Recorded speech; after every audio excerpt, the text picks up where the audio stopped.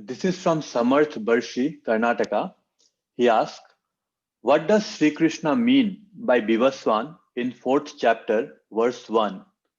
How can that be sun god, as translated by all, when there is no sun god if logically analyzed? Thank you, Guruji.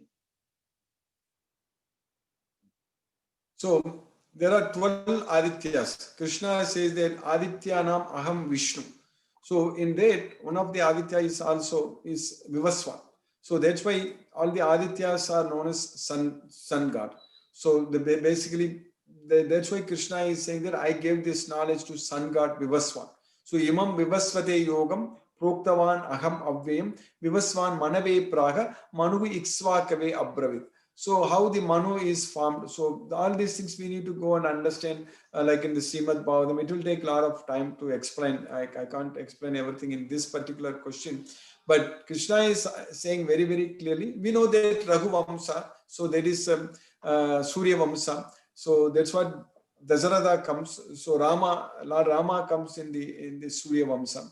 So Sun dynasty, basically it's Sun dynasty.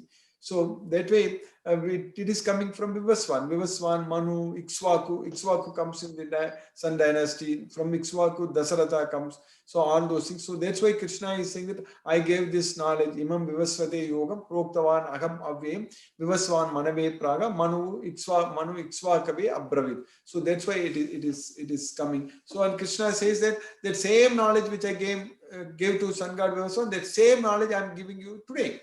So Sayevaya Mayatyedya Yogaga Proktaga Puradana.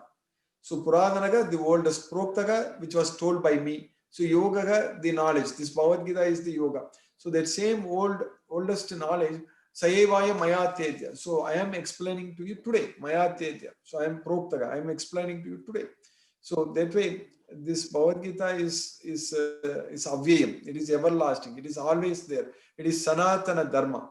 So it is Sanatana Dharma means it is always there.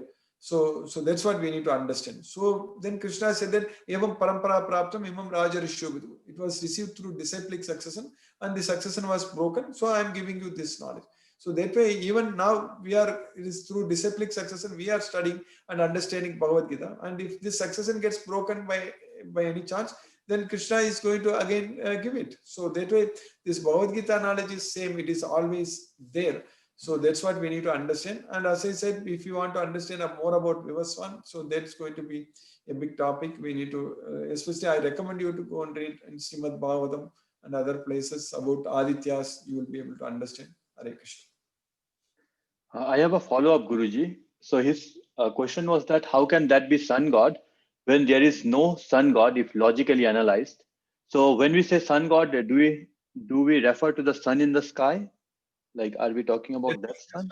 That's what I told you, Prabhu. So we need to go through all those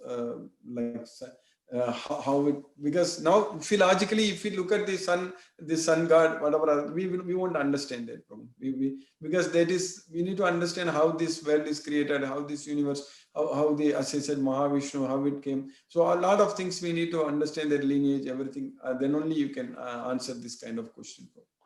Okay, so like this, so sun god. So basically, what we are saying is that whatever sun we see in the sky, so there is one god associated with that. Even Prabhupada says that we think that the sun, there is no, see, soul can be anywhere. The soul, we know that the soul cannot be burned by fire or anything, correct? The sun may be very hot. With this body only, you cannot go there. But if you get some thing which can withstand that fire, so you can be there. So anyway, let's not go into those kind of things right now, Prabhu.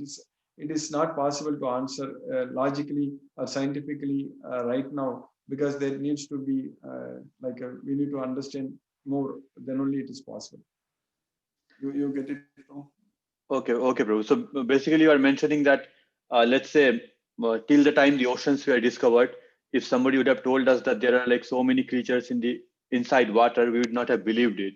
But now, because of Discovery Channel and so many things, we see that there are creatures in water which have bodies which is made up of water, maybe 95% water or something. So there might be bodies which is has more of Yes. fire element.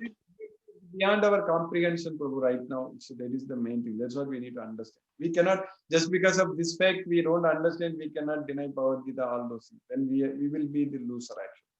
So Bhagavad Gita is a science. We are not the body, we are the soul. Everything is science.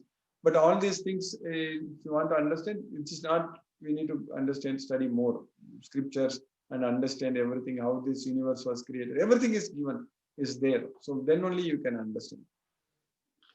Thank you, Guruji.